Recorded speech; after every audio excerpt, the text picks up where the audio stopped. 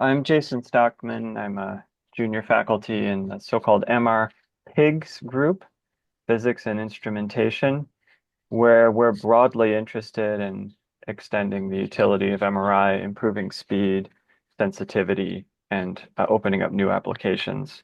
It's kind of a romantic notion, but I really think that a lot of what we do at Martinos is like building better telescopes, as Galileo did, and many after Galileo. You can see further with better instruments.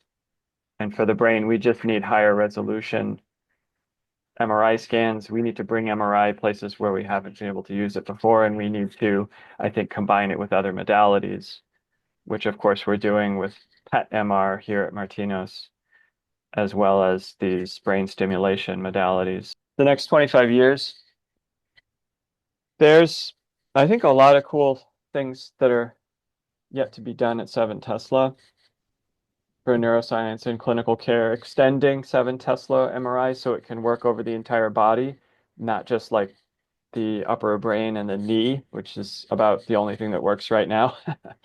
The rest of the body could also be studied. There's a lot of questions about what we could do with MRI above 7 Tesla.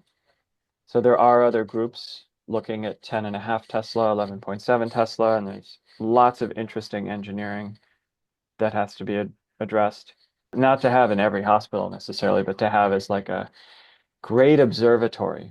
So, we have the James Webb Space Telescope, we've got these amazing radio frequency observatories and all kinds of great astronomical instruments, but where is the equivalent great observatory for studying the human brain, where we heavily invest in this very sophisticated neuroscience tool?